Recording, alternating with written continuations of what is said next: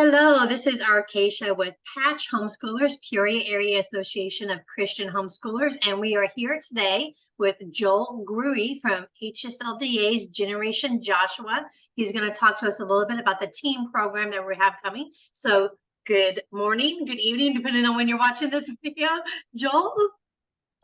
Good morning, Arcacia, at least for me right now. Thank you so Yes. much for having me. Appreciate it very much. Happy to talk about what we're doing. I'm really excited about it.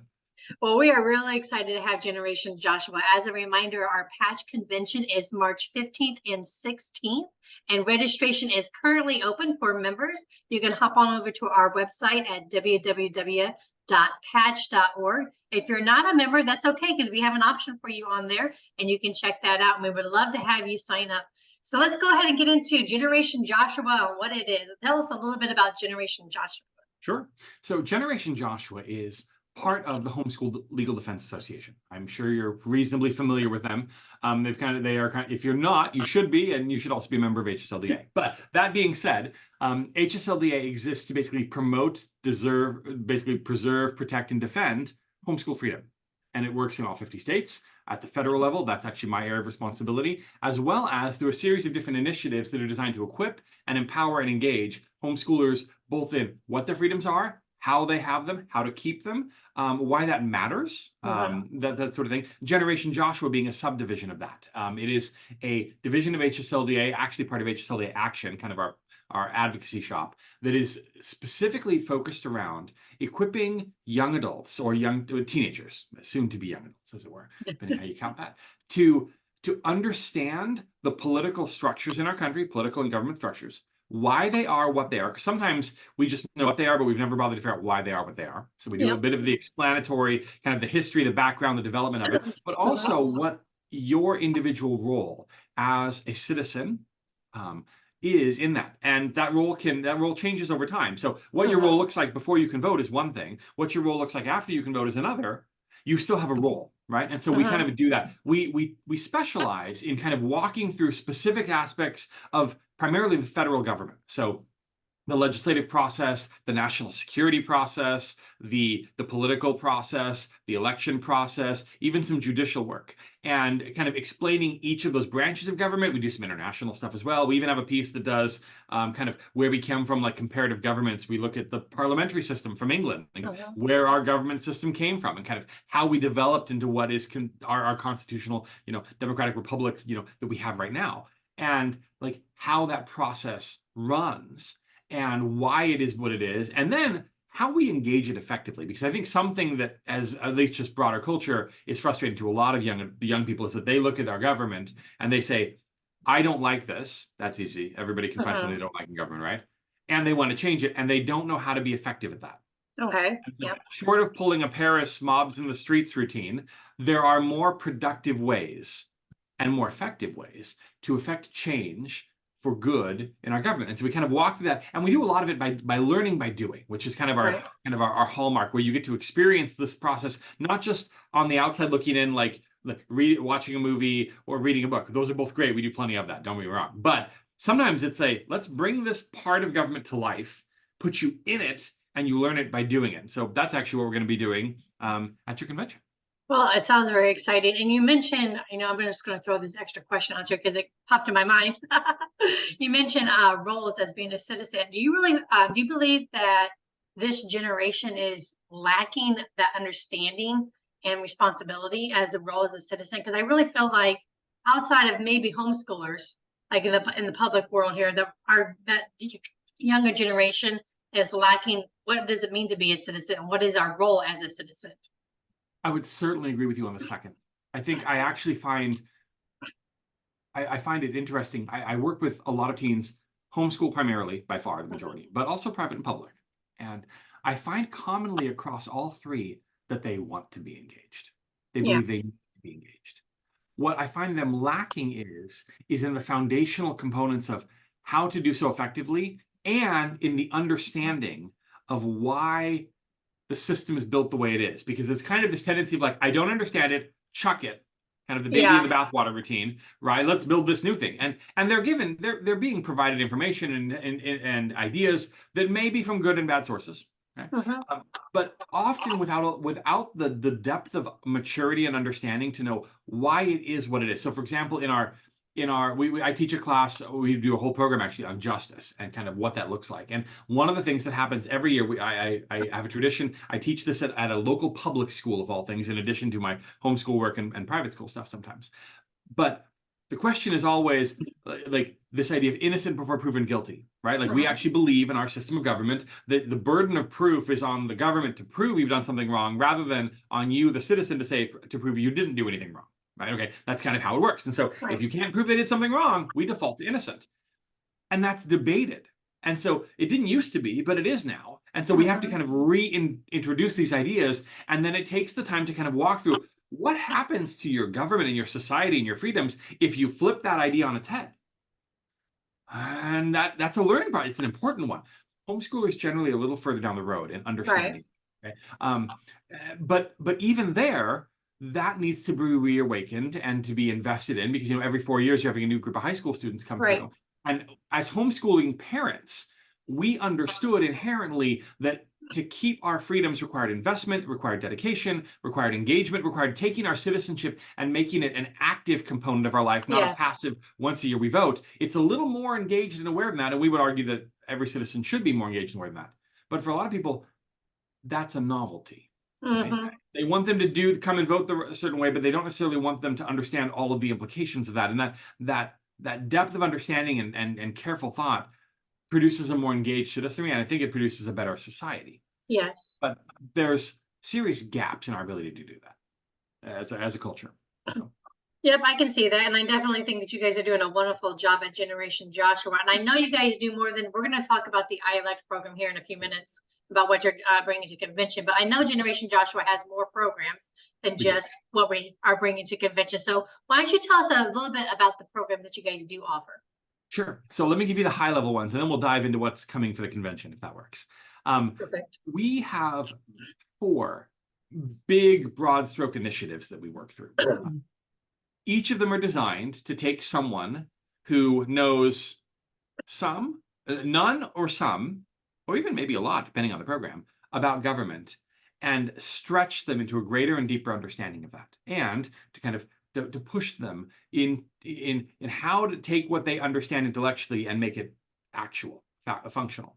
So those come in 4 categories. The first one, kind of the one where Gen J started, and kind of the biggest one, is something we call our student action teams, and that is actually part of our political initiatives at HSLDA, where we will go and take and basically the partner with candidates or campaigns or initiatives that are pro-family, that are pro-freedom, that are pro-homeschooling, and say, hey, we want to help you get over the finish line politically, and we want to do that in a way that also lets us equip and train young citizens. So Mhm. students volunteer to be part of it. We're not drafting anyone. They just say, hey, if you want to come, they'll sign up. Parents are welcome to. In fact, we need parents. We need chaperones. We need people coming along. We need van drivers, minivan drivers. Parents, homeschool parents are very good. So and we've discovered minivans were made for campaigning. Like that was God's design in the notes. But that being said, we'll bring them in and find those races where it's going to be really tight. Okay, like we're at the 1% swing determinative. There are many parts of the country where it's kind of locked. Once the primaries are done, you know who the person's going to be to win. But there's a decent chunk that aren't that. And so we look at those races that will change the balance of power in a state, or more often at the federal government. And we will take teams of students, find good candidates, vet them, review them, interview them, et cetera, and then endorse them. And if that happens, and we can make all the rest of the logistics work, we will deploy at certain times during the campaign teams of students, usually around 50. The smallest team I think we ever deployed was 6. The largest team I think we ever deployed was about 250. So there's a pretty good scale there, okay? And they will go out and they'll get to meet the candidates, and they'll get to do campaigning, and they'll do maybe phone work or door work, or they might be involved in a rally or a parade, or they might be doing an event, or there's a lot of different things that are part of that campaign. And so for the last week, these students will show up and kind of this burst of energy, and we can see it move the needle by several percent sometimes. And it's a way to take their citizenry, make it active and engaged, while advancing pro-freedom, pro-family, pro-homeschool legislators, people that are committed to the same ideas we are. So that's one of the things. It's basically available for lots and lots of people to be involved in. If you are a member of Gen J, or as a parent, you're a member of HSLDA, we're welcome to have Okay. Mm. And it doesn't cost you anything either, other than if you're checking a bag. So it depends how much luggage you take. But other than that, like it would mean that it would include us taking care of your travel costs, your food, your hotel, like all of it. Yeah, I heard about that last year, and actually, me and my kids were going to sign up, but then I had a baby, so it kind of. A perfectly good reason. Okay, like but it is coming up this coming year as well. Yes. So like this will all be a thing. And we'd love to have people involved, and the more they're involved, the stronger our voices is heard. And it proves really valuable because then when we go to Capitol Hill, we have people who are like, I know homeschoolers. They showed up for me when I needed them. Right. They care about the same issues I do. And so when a homeschooler walks and says, hey, I'm a homeschooler and I care about this thing, and they're like, I am paying attention because I know you care about our country and our future. And so when you walk in and say, I'm engaged and aware and I care, as a legislator, they're listening. Okay? And so that's one of our programs we do. That has been going now for over a decade, and it's been very effective. Continues to this day. That's one big initiative we have. We have these team programs that are kind of these intensives. We're going to talk about that more when we get to iElect. We actually have 5 or 6 of them. I was alluding to them earlier. We call them they're the I series. So we have iObject, which is our judicial program. We have iElect, which we're going to talk about, which is our presidential election. We have iAdvocate, which is our legislative program. Okay. We have iCommand, which is our foreign policy, national security one, and kind of the White House. That's a lot of fun. It's a little crazy, but it's a lot of fun. Okay. If you look at foreign policy today, you understand why it's crazy. Okay. Like the Middle East is on fire in our simulation. The Middle East is on fire in real life. This is kind of normal. We're going to talk through what that means practically for the US and for other countries. And then we have our iNegotiate, which is our international kind of model UN style program. And then our iAdvocate Westminster, which is the parliamentary program. So that's a whole series. We'll take those to you wherever you are. It takes a minimum of probably about 30 kids, 30 kids. Can scale upwards to about 450 kids, depending on the program. And we'll walk through in about a day or two, usually about a 2-day program. How does this aspect of government, we'll kind of pull it apart, put you guys into it. You'll get to do it, kind of try your hand at it, test your ideas, and learn from the doing, not just the hearing of lectures. There's a few talks and some discussions in there too. Those are good and wholesome. But a lot of it is kind of getting our hands into it and doing it. And that kind of hands-on kinetic learning has been a hallmark of home education decades. And we said, if that works so well in every area, and if it's literally considered the best form of education of a subject matter, except for actually teaching the subject, okay, the best form of education is multisensory engagement around a problem. In fact, that is now the kind of standard for a lot of the ways that they do learning for people that are going to be surgeons. Because if you want someone to go work on your, like doing surgery on you, you'd like to be very good at what they do, right? And Right. Yes. We think that you should be very good if you're going to be doing work on your country. And so we take the same model of learning because it proves to be the most effective system we found and say, the future of our country and your role as a citizen probably deserve the same level of engagement. So we do that model. The other 2 things we've got, we have some online education options. We call one of them is a curriculum we call iCitizen, as well as a series of kind of online classes that are designed as unit studies. You can plug and play into your curriculum. Those are free if you're members. The curriculum is a small cost, but not a lot. Discounted if you're part of HSLDA. That's called iCitizen. Very good. We actually built a civics curriculum because we couldn't find a civics curriculum we liked. So if you're interested in a civics curriculum, we have one. It's called iCitizen. It's quite good. And then lastly, we have our summer program, which is called iGovern. You kind of see the I theme here, but each of them is emphasizing your role in the process. And this one is a much more robust week-long version of kind of these 2-day simulations, where we do one that's called iGovern and one that's called iGovern Statecraft. iGovern is domestic policy. So it's the legislature, it's domestic presidency a little bit, and it is the political process, so everything from the parties and the caucuses and the primary system, as well as the press, okay? And what that looks like, because that's often a neglected aspect of education, but it's like how the government works, but it's really important and has a major role to play, and our founders understood that from the get-go. So we talk about that. And then the other one is international relations. So it's the Department of Defense and the CIA and the State Department and the FBI and like the White House, of course. And then you have the UN and all the different countries that are involved there. And then you have, again, the press. They show up in everything, it seems, and kind of how that process works. So one of them is looking at international and basically national security affairs. One of them is looking at domestic policy, the budget process. Yeah, like the kids have to actually build a working U.S. budget. Yeah, that sort of thing it's not easy, but I've seen 15-year-olds do it. It's just as good a job, if not better, than Congress. So, it's amazing what can be done with, they also don't have to get reelected. That helps. But that being said, you learn. It's It's really exciting. We couple that with a very overtly Christian biblical worldview, time in the Word, time in chapel, time in devotions, time in thinking through our ideas, understanding the intersection of our faith, and this idea of what does it mean to be a good citizen. Okay? We Right. welcome kids from every walk of life, but we're pretty upfront about where we come from. So there's that. And that's kind of our big four strokes that kind of are different aspects of what we do. And we're going to do one of them specifically with you guys. Yeah, all exciting, good stuff. I know my boys are planning on participating this summer in your guys' programs too, the week-long programs. So they're really excited. But yeah, you mentioned about the iElect program. So let's go ahead and get started talking about that a little bit. What is the iElect program that the teens will be participating in during our convention? So the iElect program is, in a sense, a 2-day version of what America is going through right now, which is, there's a lot of things America's going through, so let me get specific. In this case, it is the presidential election process that goes from before the primaries, which we are days away from now, okay, the first one, Iowa coming up in moments, and then, New Hampshire and South Carolina, all the rest of the stuff coming, to the I do solemnly swear. And that's about a year that we compress into 2 days. And it is a mad sprint. Okay? But it is a chance to see how this process works. So the first thing that the kids will end up be doing is they will be put into parties. Now, we don't use Democrat, Republican, because frankly, there's lots of stuff that comes with baggage with both of those, okay? Understandably. We want you to be in the creative process. So we put them in, we call them blue, we just colors, blue and gold. And we've been using those two teams for years at Gen J. And there are some kids and families that have like long-standing tradition that they are this and they are that. And like, we have people where it's like, no, I have been this party and you're going to be this party. It's hilarious. There are family like I've always been Team Gold, so I'm going to continue to be Team Gold.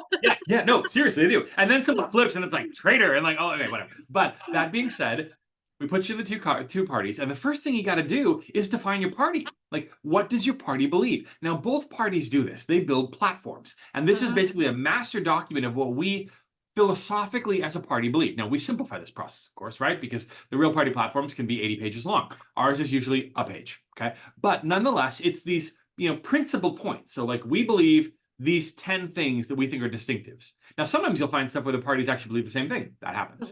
Other times you'll see where they believe very different things. And these platforms often are a mixture of the serious and the silly, okay? To be honest with you. And you get kids from all walks of life. And some of them, they learn the mechanics by approaching it in a humorous way. Other people, they're like, no, we're going to do this right. And this program has room for both. Okay, so we will sit there and talk about like tax policy or education policy, whatever, and we'll also have a bill involving llamas. Okay, and that's okay. Okay, I know when my team. Yeah, I know when my teens participated in this past year at the HSLDA conference, there were some funny ones. I think one was like Team Bacon, like they were all about bacon. But at the same time, there was some really good, serious, platforms that they were, and it gave me and my husband an opportunity to talk to our kids about these kind of things too. So we enjoyed it ourselves. So yeah, continue. So the first thing I do is the platforms, right? Okay, and that gets you an idea of what the party wants. And they usually are divided into smaller groups, caucuses or kind of policy groups that start doing that. As that moves along, then they have to start electing party leadership. So your party chairs, your party strategists, your treasurers. You start building the apparatus that takes these people with ideas that have common ideas and starts welding them into a functioning machine. Both parties do the same thing. Okay. Now we simplify the fact that there's a state party, the federal party to kind of make just one unit, but the concept becomes something when you look at it in political context outside of a simulation, you're like, I understand what that is. Right. And that understanding and enlightenment that occurs there, and like, it is no longer a mystery. Now I know what I'm working with. And that's the point of this. So we do that first, but then as soon as you have these ideas, now you're like, now I need to like get people to buy into these ideas. That's going to require a couple things. One of them is going to require just outreach. The other part is going to require money because the political process is not a cheap one. Okay, like we're talking $1 billion a year industry. Okay, and that is normative. So to model that off, we actually do need more than just the kids involved. This is where the parents come into play, because the parents in iElect act in two roles. They are both the donors and the voters. Okay? So the first thing we do is make all the parents fabulously wealthy. That's always fun. And they get some fake cash, obviously, but this is the currency of the simulation. And the smallest bill is $5,000. Okay, and it just goes up from there.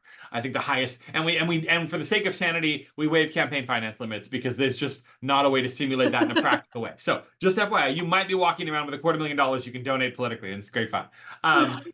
And the kids will start working around saying, hey, here's our ideas. Here's what we are valuing. Are you interested in being part of this? Are you interested in supporting this? And the parents get a chance to go, well, I like this, but I don't like that. Explain this to me. I want to ask questions. And that engagement you were just referencing is encouraged and designed. Okay.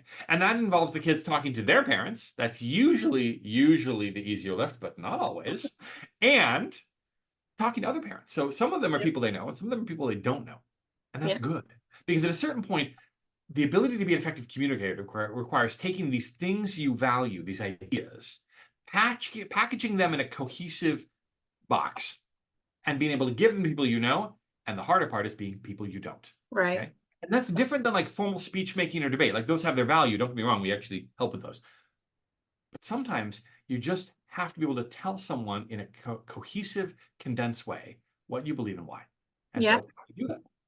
And my husband made them work for their money. Excellent. That's what we want. And we'll tell parents about this in advance. So we're like, we want you to make them work for their money. We want to make them think. Okay. Yeah. It's not now I will say there's usually a couple kids on every team, every time we run this, that are just very good at fundraising.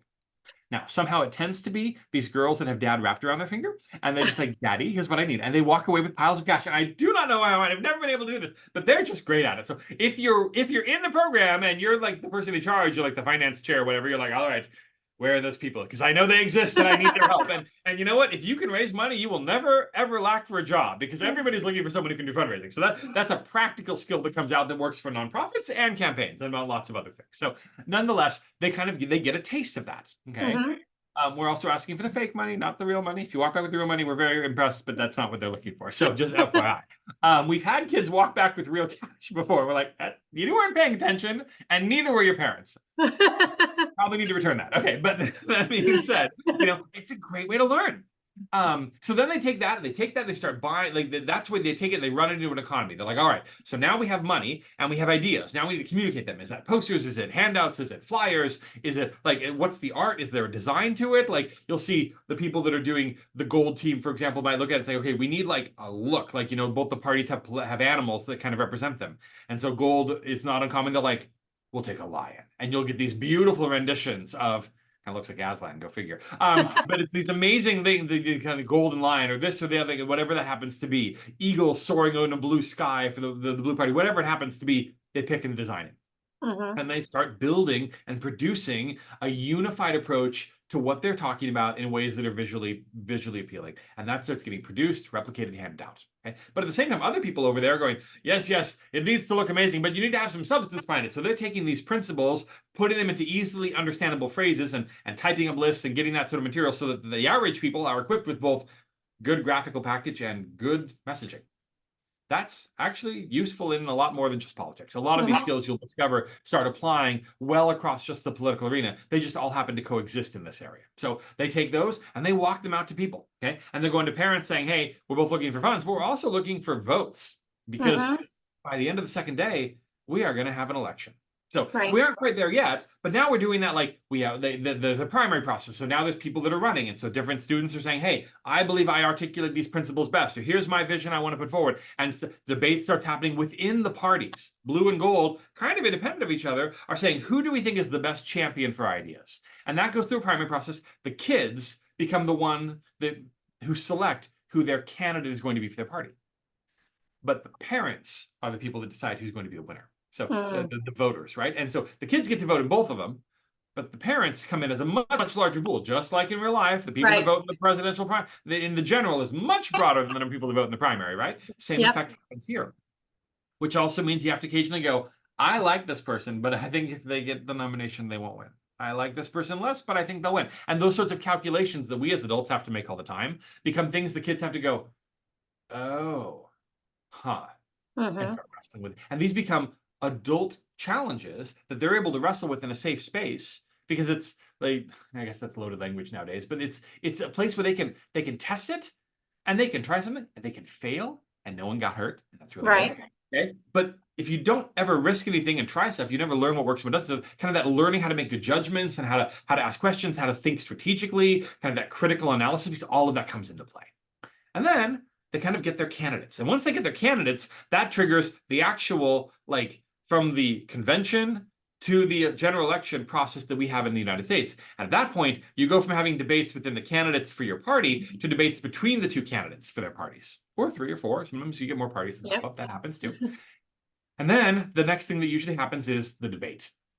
And that means both candidates get together on stage and the debate happens. And there's a moderator and they're throwing questions back and forth. And they got timers running back and forth. And both people are there. And there's, their press person's trying to spin. Obviously, we won the debate. You dominated the other side. Both sides are saying the same thing, right? In that, like in the spin room afterwards. But that is very much part of the process. And that's a place we invite the parents to come in and say, hey, these are the people running. They're going to be asking questions of them. Come in and make your judgment. So the kids are there and suddenly a bunch of people they don't know are there because these are all the parents showing up saying, well, if I'm going to be voting in 6 hours, I need to make an informed decision. And so they see the modeling that we want of engaged citizens being done by you as the parent to your kids, where your kids are suddenly the invested party in the process and the parents the ones modeling how it works. Okay. But in really rapid succession, so they see how it hooks together really fast, rather than a moment here and 4 months later, a moment there. Okay. Right. They see it as a cohesive bolt, kind of block of things. And then when that's done, and the press conferences happen, and the debate happens, and the spin happens, the fundraising happens, the voting happens, just like it does in real life. And the votes start getting cast, and they start being tallied. And the kids are sitting there kind of watching on election night going, okay, how's the numbers coming in? And it is amazing how often that comes down to a handful of votes. Sometimes it's a lot. That's actually pretty uncommon. Okay. Yeah. And the kids suddenly discover that little bit of effort can have a huge amount of difference. It's like when you realize that one county would have changed that one state, which would have changed the electoral count, which would have changed, and you see those domino effects where it's not that much. And there's a huge body of history in the United States of small decisions at local levels that have national, if not global, impact. And we end up modeling that too, not by design, other than the fact that it just keeps happening. Yep. And that's a powerful lesson to show the impact of one person or a small group of people on a huge process. Because this entire thing involves lots of small moments and decisions. Right. That's how you lead. So we do that. We take that. We look at it like, what does it mean to be a biblical leader? What does it mean to be a principled leader? What does it mean to be an engaged citizen? And we kind of walk through this whole process with a combination of lectures and discussions. Some of them being just teaching you about it, because giving you a full picture of how the finance process of the election thing goes is one thing. Probably not the thing we want to demonstrate and model, but we do a little bit of it and we talk through the rest of it. But other parts are just here's kind of the walking through process. And we have a team of staff that are there, and they're designed to some of them are assigned to parties. So if you want someone who's really invested in you winning, you have a person you can go to that's kind of your invested kind of mentor. And other people are just like, here's your general knowledge. And it's a beautiful thing. And some conventions really, really get into this. We had one that we did for years out in Oklahoma, and the convention, the exhibit hall coordinator, the guy who did that, just really, really liked this. And he always thought his calling was to be an auctioneer. So he had a couple people who their job was to run around and every hour do a poll of like 10 random, 20 random people. And he would announce the polling results over the PA like every hour. And suddenly like everyone was invested. Like I think we had 85% voting turnout from the convention. Doesn't happen, right? But it was fun. And then the parents were allowed to have fun in it too. And the kids got to see that delight engagement. And it wasn't actually changing the course of the country. But you learned. And you learned in ways that engaged all your senses and your emotions and your feelings. You've got that kid who's got tons of energy. It's like, all right, I need you to take this to this person over there, run. And this young kid is like, all right, we're doing a thing. And they're out and down the hallways back and forth. And they're fully engaging. And they're learning at the same time. And it's not just sit your butt in a seat and listen. That's valuable, but the brain can only absorb as much as the butt can withstand. So there's a lot of churn and activity, and it engages. I mean, sometimes you've seen everyone coming up with a musical jingle for their thing like they would do sometimes. And someone who has a particular musical talent suddenly discovers that is actually useful. Someone who has a gift for writing discovers they can use that gift and they can use it here. And someone who's an artist goes, I can use that gift. And ironically, almost every person has a talent that comes into play as a citizen to be an effective advocate. We just don't think of them that way very often. And so you get to see how every single person has a role. Even if you're a nerd who would like to sit in your room and never talk to someone, and happily sitting there playing with your Excel document, that's fine. When the treasurer goes, can you balance these checks, and drops the giant pile of money, and suddenly they're like, okay. And suddenly the person who does money but doesn't really do the campaign, the rest of it, suddenly it's like, wait, you need an accountant. I do math. And suddenly, and they're like, in fact, this is the expense bill and this is the income. Guys, we need more money. Like, we need another $328,000. And then the group of kids and a couple of girls are like, okay. And then off they go to get it. And suddenly you see how all these pieces come together to make this thing work. And each one of them involving an engaged individual citizen. Student walks out going, that was a lot of fun. Now, some kids will walk out and go, I never want to run for office. That's fine. Most people should not. Okay. Most people are not called there. But they're like, but I would love to be a campaign treasurer. And they grow up and they get their job, whatever. And at a certain point, someone they know is running your office. They're like, I can help you with this part. I've actually done a little bit of that. I like this. Or someone else goes, I'm not really the stand up in front and talk to people, but I can help you write your copy. Like, I can help you figure out how to take your ideas and express them well in compelling ways. Those all, you get to taste each one of those little pieces as you go along. And it's a really powerful way to learn. It is, definitely is. And I love the hands-on aspects in all the different areas. I mean, you got the finances and you got the money. You've got artists who are designing the posters, and you got the debate going on. I mean, my kids had a blast, and I have all different kinds of kids. I have the outgoing kids, I have the introvert kids that participated, and they just really had a great time. All of them, all well-rounded, and they all said that they would do it again. Good. Well, they're going to get to you. Fabulous. We're coming. Yep. So, this is a lot of fun. I will say this. It is always helpful when you have more kids coming. So if you as parents are coming and you have kids that are coming, it's worth bringing them along, even if they don't think they're going to enjoy it. And I'll just make this pitch right now, because this happens all the time, where 40%, 50% of the kids, we ask them, why are you here? And there's a group that's like, oh, I've done this before, I'm great fun. And other people are like, well, it looked interesting. And then the majority of hands go up and say, my mom told me. Okay. I get that. That's part of being a kid. It's part of life. And they walk out going, that was amazing, we're doing it again. Like, and that's okay. Sometimes it requires a little bit of push to go try something new. I know that applies to my kids. I think all three of my kids would most often not do something new. And so my wife and I have made it a personal mission to make sure they do lots of things new. And there's kind of a bit of the back and forth that happens. But then you walk out and suddenly discover they're like, okay, that was actually, and it's that moment as a homeschool mom or homeschool dad, and you're like, we did good. Yeah, we did. And you kind of elbow each other, because they're sitting there talking about it the entire time. And you're like, I'm pretty sure, love, that was the thing they spent a week complaining about having to go do. And she's like, yep. I'm like, they love it. She's like, I know. It's great. Yeah. That love for citizenship, that love for country, that love for engagement, that discovery of what it means to take your voice and make it have an impact, even if it's not literally talking, those are all valuable tools. And they're valuable far beyond just the political arena.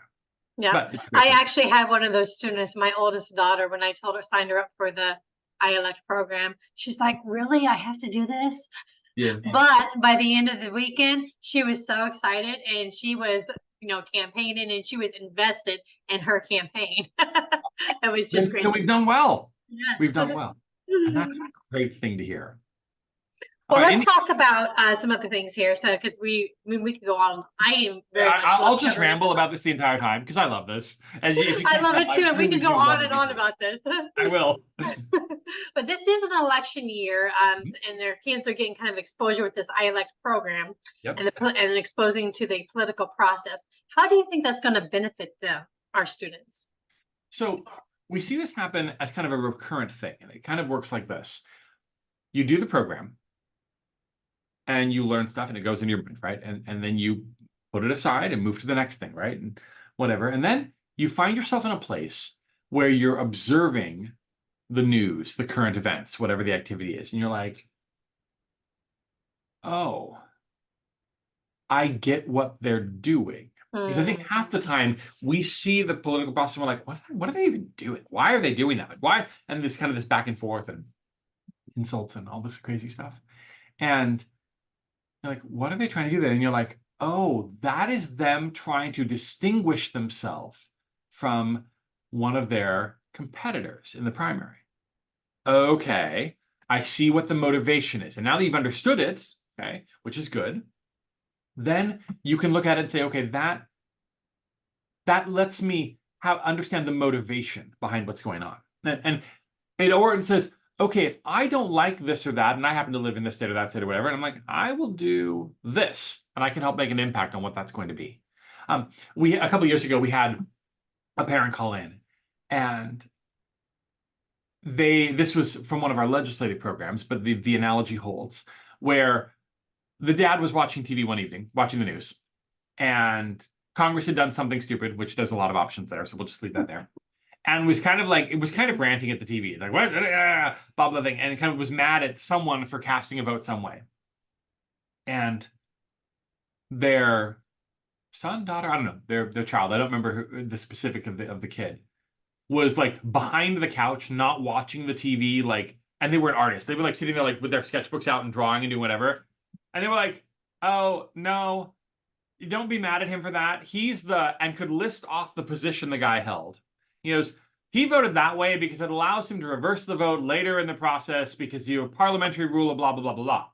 And just kind of explained to mom and dad, mom's in the kitchen, dad's on the couch. And it's just kind of like this really technical explanation of, yeah, that's not worth being mad about because this, and the other thing. And it's like sitting there drawing. And the dad and the mom kind of look at each other like, what? Because, well, and kind of the head pops up because you can only undo this vote if you're on the prevailing side. And since he was obviously going to lose what he wanted to do, he voted with the prevailing side, which allows him to do this thing to do and kind of explain something. And then just like disappears back down by the couch with his artwork. And then the question was, where did you learn that? It's, oh, we did the like Gen J thing at camp, and I used that trick. And like, like they are not a political person, but they learned the process. And suddenly, two things happened. Dad was not mad anymore. Mom was impressed. Okay, but the kid knew enough to know when what they were doing was worthy of getting upset about, and when it was like that's a technical act. And what it meant was they had wisdom. Yeah. They could discern the serious stuff from the not serious stuff. And frankly, not only that, they were educating, ironically, their parents in that case, because it was niche, kind of, it's this little thing, right? But they knew enough to understand what happened there. Same things happens in the presidential election process. You start looking at like, no, in this primary, they're looking for superdelegates, or they're looking for caucus votes, or they're looking for primary, whatever the thing happens to be. So this matters, and yes, they're taking a position on ethanol fuel because it's Iowa, okay? I don't care about ethanol fuel, or this person doesn't, but they very much do, because that's a huge aspect of what what Iowa's going to be voting on. Whatever thing happens, I'm just making stuff up, right? But those matter, okay? Right. I know ethanol is a big deal in Iowa, like that's the thing, but like, how does that people in Iowa like, no, that matters to me. So like, what is your position on this? I mean, there are people there who are like, I don't actually vote for any candidate until they've been in my house at least twice. Wait, really? Like, yeah, if they're going to be president, they need to be in my house twice. And the rest of the 49 states are like, there's no way. They're like, yeah, but here you don't get my vote until you do that. So they spend tons of time there, right? And you start understanding the mechanic of it. And then when you watch the news, you say, okay, that's a big deal. That's not. Right? And it gives you the discernment and the wisdom and the insight to better understand what's going on. And the end result is you become a better informed person, and frankly, a better informed voter. You're like, oh, that was, you look at something like that was kind of slimy. They were dancing and kind of got around the answer to the question because they didn't want to do this or that. And that tells me something about their character. It gives you a more informed judgment. It also lets you ask better questions because at a certain point, as this moves into a national thing, we get those chances to ask questions, either of the elected, the people running for office, or the people that are not running for president, but also people that are running for Senate and for House. And wherever we happen to be, the potential to be there and engage them and to ask questions goes up if you understand the process to ask an intelligent question. Yeah. I was just a local elected. I served on my town council for like 4 or 5 years, and they passed laws and did stuff. But I loved when someone asked me a question that demonstrated they understood what they were talking about, because suddenly I could give them a serious answer. One of the hardest things to do as an elected sometimes is to give an answer to a question that doesn't make sense. The person is well-intentioned, but it's not a productive conversation. As a parent, we want our kids to understand the process well enough that they can ask intelligent questions, because then they get intelligent answers, or at least they get answers that they can then judge as whether they're intelligent. But the other thing it does really fast is it means that when they understand the process, they start leading other people, because other people don't. I watch my boys do this. Being around me, being around my wife, like we talk about this stuff all the time, they absorb a lot of it. And then I see them having conversations with their friends, like, well, what do you think about, some random piece of foreign policy in the Middle East. And the kid's like, but have you considered blah, blah, blah? And it's when I knew we'd gotten well into the weeds when my 9-year-old had a technical explanation of why assassinations of foreign leaders was a bad idea. And he's like, as casual as that makes it, the problem with that is if they do this, and then he had this technical explanation, and a bunch of his friends who were a couple years older were like, oh, huh, that would be bad. We shouldn't do that. I didn't know that. He's like, yeah, my dad was talking about it. It just seemed to, and he kind of like, obviously, not normally your dinner time conversation, but at this point, they asked, and we started hashing it through. In this case, it was the question of how do we solve Ukraine, right? And they were throwing ideas at him like, here's why those ideas seem simple but don't work. But they took those ideas, they learned, they internalized them, and then they were not only internalizing those principles and applying them, like I watched him having those things put in like his debate class or his rhetoric class, but also in conversation. That's where we're building leaders. Because as those kids understand that, as they grow up and they get married and they have their own kids and they have their own job, they're going to be in communities where people are going to be asking questions just like they do today. And when you have knowledge and wisdom and you can answer those questions, you become leaders of those communities. Because people are looking for truth, they're looking for answers, they're looking for logic and wisdom. And one of the things that we do well is equipping our kids with that information. And part of that involves public policy, particularly in a government of we the people. Well, we the people better know what the heck our government does and how it works and why, because it is in effect our government.